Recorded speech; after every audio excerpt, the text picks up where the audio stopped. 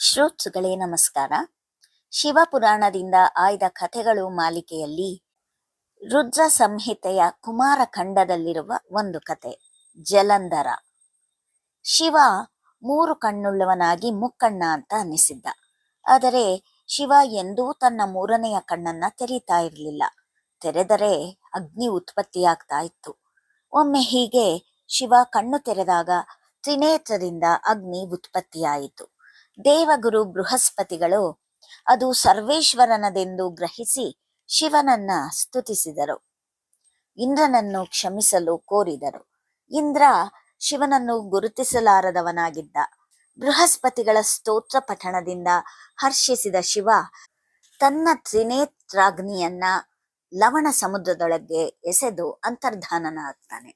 ಆ ಅಗ್ನಿಯು ಒಬ್ಬ ಬಾಲಕನ ರೂಪ ತಾಳಿ ಜಲಂಧರ ಅಂತ ಅನ್ನಿಸಿದ. ಜಲಂಧರ ಬ್ರಹ್ಮನ ವರದಿಂದ ಮಹಾಬಲಶಾಲಿಯಾಗಿ ಕಾಲನೇಮಿ ಎಂಬ ರಾಕ್ಷಸ ರಾಜನ ಮಗಳಾದ ಬೃಂದಾಳನ್ನು ಮದುವೆಯಾದ. ತಾನೂ ರಾಕ್ಷಸರಾಜನಾಗಿ ದೇವತೆಗಳ ದ್ವೇಷಿಯಾಗಿ ಜೀವನ ನಡೆಸ್ತಾ ಇದ್ದ. ಮಾತ್ರವಲ್ಲ, ಸ್ವರ್ಗದ ಮೇಲೆ ದಾಳಿ ಮಾಡಿ ದೇವತೆಗಳು ಅಲ್ಲಿಂದ ಓಡಿ ಹೋಗುವಂತೆ ಮಾಡಿ ಸ್ವರ್ಗವನ್ನ ಆಕ್ರಮಿಸಿಕೊಂಡ. ಶುಂಭ ನಿಶುಂಭಾದಿ ವೀರರನ್ನ ಅಲ್ಲಿ ನೇಮಿಸಿ ತನಗೆ ಹೆದರಿ ಮೇರು ಪರ್ವತದ ಗುಹೆಗಳಲ್ಲಿ ಅಡಗಿಕೊಂಡಿದ್ದ ದೇವತೆಗಳನ್ನ ಅಡಗಿಸಲು ಮೇರು ಪರ್ವತದ ಕಡೆಗೆ ನಡೆದ. ಜಲಂಧರ ಬರ್ತಾ ಇದ್ದದನ್ನ ತಿಳಿದು ದೇವತೆಗಳೆಲ್ಲ ಅಲ್ಲಿಂದ ವೈಕುಂಠಕ್ಕೆ ಓಡಿ ಹೋಗಿ ವಿಷ್ಣುವಿನ ಮೊರೆ ಹೊಕ್ಕರು. ವಿಷ್ಣು ಅವರಿಗೆಲ್ಲ ಅಭಯ ನೀಡಿ ತಾನೇ ಜಲಂಧರನ ಮೇಲೆ ಯುದ್ಧಕ್ಕೆ ಹೊರಟ.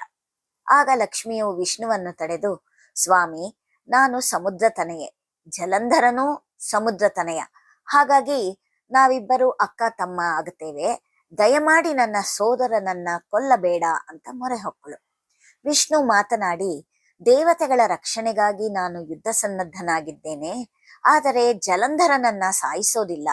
ಅವನು ಶಿವನ ನೇತ್ರಾಗ್ನಿ ಸಂಜಾತ, ಬ್ರಹ್ಮನ ವರಪ್ರಸಾದಿತ.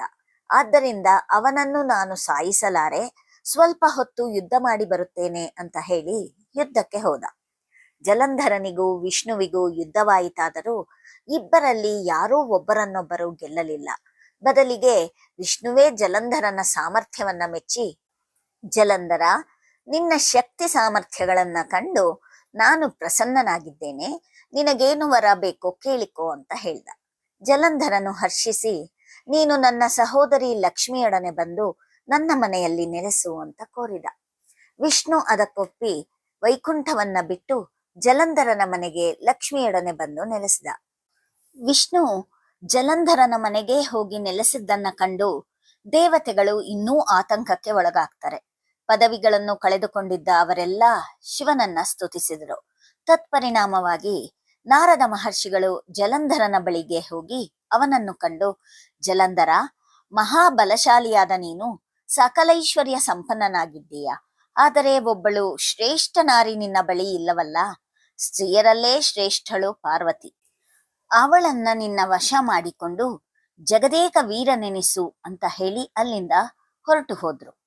ಜಲಂಧರ ಕೂಡಲೇ ತಲೆ ಇಲ್ಲದ ರಾಹುವನ್ನ ಕರೆದು ಅವನಿಗೆ ಶಿವನ ಬಳಿ ಹೋಗಿ ಉಪಚಾರದ ಮಾತುಗಳನ್ನಾಡಿ ಪಾರ್ವತಿಯನ್ನ ತನಗೆ ಅರ್ಪಿಸುವಂತೆ ಹೇಳು ಅಂತ ಹೇಳಿ ಕಳಿಸ್ಕೊಟ್ಟ.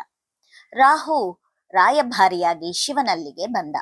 ಶಿವ ರಾಹುವಿನಿಂದ ವಿಷಯ ತಿಳಿದು ಅವನನ್ನು ಹಿಡಿದು ಸಾಯಿಸಲು ತನ್ನ ಹಣೆಯಿಂದ ಒಂದು ಉಗ್ರ ರೂಪ ಎಂಬುವನನ್ನ ಸೃಷ್ಟಿಸಿದ. ರಾಹು ಭಯಭೀತನಾಗಿ ಶಿವನಿಗೆ ತಾನೇನಿದ್ದರೂ ದೂತನಾಗಿ ಬಂದಿದ್ದೇನೆ, ರಕ್ಷಿಸು ಅಂತ ಶಿವನನ್ನ ಬೇಡಿಕೊಂಡ. ಶಿವ ರಾಹುವನ್ನು ಕಳುಹಿಸಿಕೊಡಲಾಗಿ ಅವನು ಜಲಂಧರನ ಬಳಿಗೆ ಬಂದು ನಡೆದುದನ್ನೆಲ್ಲ ಹೇಳಿಕೊಂಡ. ಸಿಟ್ಟಿಗೆದ್ದ ಜಲಂಧರ ಶಿವನೊಡನೆ ಯುದ್ಧಕ್ಕೆ ಹೊರಟ. ಅವನೊಂದಿಗೆ ಕಾಲನೇಮಿ, ಶುಂಭ, ವಿಶುಂಭ ಮೊದಲಾದ ವೀರರು ಇದ್ದರು. ಜಲಂಧರನು ಯುದ್ಧಕ್ಕೆ ಹೊರಟಂತೆ ದೈತ್ಯರ ಗುರು ಶುಕ್ರಾಚಾರ್ಯರು ಮತ್ತು ರಾಹು ಎದುರಾದರು.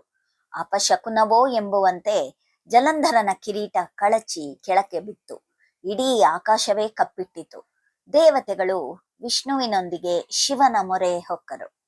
ವಿಷ್ಣುವು ಶಿವನಿಗೆ, ಶಂಕರ, ಇಂದ್ರನನ್ನ ಸುಡಬೇಕಾದ ನಿನ್ನ ತ್ರಿನೇತ್ರಾಗ್ನಿಯನ್ನ ನೀನು ಸಮುದ್ರದಲ್ಲೆಸೆದ ಪರಿಣಾಮ ಆ ಬೆಂಕಿಯೇ ಜಲಂಧರನಾಗಿ ಕಾಡ್ತಾ ಇದ್ದಾನೆ. ಶಿವನಿಂದಲೇ ಅವನಿಗೆ ಮರಣ ಎಂಬುದು ಬ್ರಹ್ಮ ನಿಯಮವಾಗಿದೆ ಎಂದ. ಶಿವ ಎಲ್ಲರಿಗೂ ಅಭಯ ನೀಡಿ ತಾನೇ ಜಲಂಧರನೊಡನೆ ಯುದ್ಧಕ್ಕೆ ನಿಲ್ತಾನೆ.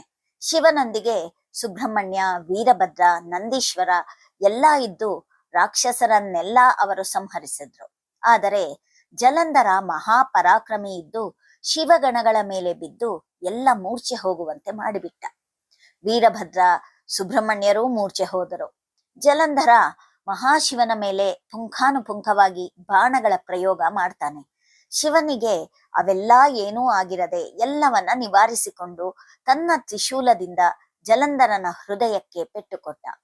ಆದರೆ ಜಲಂಧರ ಸಾಯಲಿಲ್ಲ. ಆಗ ಶಿವನು ಅಚ್ಚರಿಗೊಳ್ತಾನೆ. ಜಲಂಧರ ತನ್ನ ರಾಕ್ಷಸ ಮಾಯೆಯಿಂದ ಮಹಾಶಿವನ ವೇಷ ತಾಳಿ ಪಾರ್ವತಿಯ ಬಳಿ ಓಡಿ ಹೋದ. ಶಿವನಿಗೋ ರಣಭೂಮಿಯಲ್ಲಿ ಜಲಂಧರ ಕಾಣದಾಗಿ ದಿಗ್ಭ್ರಾಂತನಾದ. ಪಾರ್ವತಿ ಮಾಯಾಶಿವನನ್ನ ಕಂಡು ಅವನತ್ತ ಬರುತ್ತಿರಬೇಕಾದರೆ ಮಾಯಾಶಿವನಾಗಿದ್ದ ಜಲಂಧರನು ಅವಳನ್ನೂ ಅವಳ ಸೌಂದರ್ಯವನ್ನೂ ನೋಡುತ್ತಾ ನಿಂತು ಬಿಟ್ಟ. ಅವನಿಗೆ ಎಂದಿಗೆ ಅವಳು ತನ್ನವಳಾಗುತ್ತಾಳೋ ಅಂತ ಅನ್ನಿಸ್ತು. ಮಾನಸ ಸರೋವರ ಸೇರಿದ ಪಾರ್ವತಿ ಮಹಾವಿಷ್ಣುವನ್ನು ನೆನೆದಳು. ವಿಷ್ಣುವು ಪ್ರತ್ಯಕ್ಷನಾಗಿ ವಿಷಯ ತಿಳಿದ. ಪಾರ್ವತಿ, ಸೋದರ, ಜಲಂಧರ ಮಾಯಾಶಿವನಾಗಿ ಬಂದು ನನ್ನನ್ನು ಕೆಡಿಸಲು ನೋಡಿದ. ಈಗ ನೀನೂ ಸಹ ಆ ಜಲಂಧರನ ಪತ್ನಿಯ ಪಾತಿವ್ರತ್ಯವನ್ನ ನಾಶ ಮಾಡಬೇಕು, ಇದು ನನ್ನ ಆಜ್ಞೆ ಅಂತ ಹೇಳಿಕೊಂಡಳು. ಹಾಗೂ ಇದರಿಂದ ನಿನಗೆ ಯಾವುದೇ ವಿಧದ ಪಾಪ ಅಂಟಿಕೊಳ್ಳುವುದಿಲ್ಲ ಎಂದು ಭರವಸೆ ಕೊಟ್ಟಳು. ಅಂದು ರಾತ್ರಿ ಜಲಂಧರನ ಪತ್ನಿ ಬೃಂದಾಳಿಗೆ ಒಂದು ಕೆಟ್ಟ ಕನಸು ಬಿತ್ತು. ಅದು ವಿಷ್ಣು ಮಾಯೆಯಾಗಿತ್ತು. ಆ ಕನಸಿನಲ್ಲಿ ಜಲಂಧರನು ನಗ್ನನಾಗಿ ಮೈಗೆಲ್ಲಾ ತೈಲ ಲೇಪಿಸಿಕೊಂಡು ಕಪ್ಪು ಹೂಗಳನ್ನ ಧರಿಸಿ ಮಾಂಸ ಭಕ್ಷ್ಯಗಳೊಂದಿಗೆ ಒಂದು ಕೋಣ ಹತ್ತಿ ಸುತ್ತುತ್ತಾ ಇರ್ತಾನೆ. ಬೃಂದ ಕನಸು ಕಂಡು ಬೆಚ್ಚಿ ಬಿದ್ದಳು. ತಟ್ಟನೆದ್ದು ಸುತ್ತಾಡುತ್ತಾ ಒಂದು ಉದ್ಯಾನವನಕ್ಕೆ ಬರ್ತಾಳೆ. ಅಲ್ಲಿ ಇಬ್ಬರು ರಾಕ್ಷಸರು ಗೋಚರಿಸಿದರು. ಭಯಗೊಂಡ ಅವಳು ಅಲ್ಲಿಯೇ ಇದ್ದ ಒಬ್ಬ ತಾಪಸಿಯನ್ನ ಕಂಡು ಅವನನ್ನು ನನ್ನನ್ನು ರಕ್ಷಿಸಿ ಅಂತ ಅಂಗಲಾಚಿದಳು. ಆ ಮುನಿ ಬೇರೆ ಯಾರೂ ಆಗಿರದೆ ವಿಷ್ಣುವೇ ಆಗಿದ್ದ. ರಾಕ್ಷಸರನ್ನ ಗದರಿಕೊಂಡು ಅಟ್ಟಿದ. ಬಳಿಕ ಬೃಂದ ಮುನಿಯನ್ನು ತನ್ನ ಪತಿಯ ಬಗ್ಗೆ ವಿಚಾರಿಸಿದಳು. ಮುನಿ ಮಂತ್ರವೊಂದನ್ನು ಉಸಿರಲು ಅಲ್ಲಿ ಜಲಂಧರನ ದೇಹ ಕಂಡು ಬಂದು ಅದು ಜೀವವಿರದ ದೇಹವಾಗಿತ್ತು. ಬೃಂದ ಗಂಡನ ಮೃತ ಶರೀರವನ್ನು ಕಂಡು ಗೊಳೋ ಎಂದು ಅಳುತ್ತಾ ತನ್ನ ಗಂಡನನ್ನ ಬದುಕಿಸಲು ಕೋರಿದಳು. ಮುನಿ ಆ ಮೃತ ಶರೀರದ ಮೇಲೆ ನೀರು ಚಿಮುಕಿಸಿ ಬದುಕಿಸಿ ತಾನು ಅಂತರ್ಧಾನನಾದನು. ಬೃಂದ ಆ ಪುರುಷನನ್ನ ನೋಡಿ ತನ್ನ ಪತಿ ಎಂದು ತಿಳಿದು ಅವನೊಡನೆ ವಿಹರಿಸಿದಳು. ಆದರೆ ಅವನು ಮಾಯಾ ಜಲಂಧರ ಎಂಬುದು ಅವಳಿಗೆ ತಿಳಿಯಲಿಲ್ಲ. ಆದರೆ ಅವನೊಂದಿಗೆ ಇರುವಾಗ ನಿಯಮದಂತೆ ಮಾಯಾರೂಪ ಇಲ್ಲವಾಗಿ ಬೃಂದ ಗಾಬರಿಗೊಂಡಳು. ವಿಷ್ಣು ತನ್ನ ಪಾತಿವ್ರತ್ಯವನ್ನ ನಾಶ ಮಾಡಿದನೆಂದು ಕೋಪಗೊಂಡು ವಿಷ್ಣುವನ್ನು ನೀನು ನಿನ್ನ ಹೆಂಡತಿಯಿಂದ ದೂರವಾಗಿ ಆ ದುಃಖದಿಂದ ಅರಣ್ಯಗಳಲ್ಲಿ ಅಲೆಯುವಂತಾಗಲಿ ಅಂತ ಶಾಪವಿತ್ತು ಹೊರಟು ದುಃಖದಿಂದ ಅಗ್ನಿ ಪ್ರವೇಶ ಮಾಡಿದಳು. ಅವಳ ಶರೀರದಿಂದ ಹೊರಟ ಆತ್ಮಜ್ಯೋತಿ ಪಾರ್ವತಿಯಲ್ಲಿ ಲೀನವಾಯಿತು. ಪಾರ್ವತಿಯು ಕಾಣದಾಗಿ ಜಲಂಧರ ಮತ್ತೆ ಯುದ್ಧಕ್ಕೆ ಹೋದ. ಮಾಯಾಶಿವನಾಗಿದ್ದ ಅವನು ನಿಜರೂಪ ತಾಳಿದ್ದ. ಶಿವ ತನ್ನ ಕಾಲ್ಬೆರಳನ್ನು ನೆಲಕ್ಕೆ ಗೀಚಲು ಅಲ್ಲಿ ಒಂದು ಚಕ್ರ ಉದ್ಭವಿಸಿ ಶಿವನ ಕೈ ಸೇರತ್ತೆ.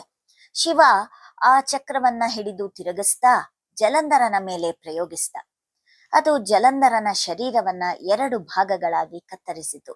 ಜಲಂಧರ ಮೃತನಾಗಿ ಅವನ ದೇಹದಿಂದ ಹೊರಟ ಜ್ಯೋತಿ ಶಿವನಲ್ಲಿ ಲೀನವಾಯಿತು. ಜಲಂಧರನಿಲ್ಲವಾದಂತೆ ಜಗತ್ತಿನಲ್ಲಿ ಶಾಂತಿ ನೆಲೆಸಿ ದೇವತೆಗಳಿಗೆಲ್ಲ ಸಂತೋಷವಾಯಿತು. ಇದು ಶಿವಪುರಾಣದಲ್ಲಿ ಇರುವಂತಹ ರುದ್ರ ಸಂಹಿತೆಯ ಕುಮಾರಖಂಡದಲ್ಲಿ ಇರುವಂತಹ ಜಲಂಧರನ ಕಥೆ. ಧನ್ಯವಾದಗಳು.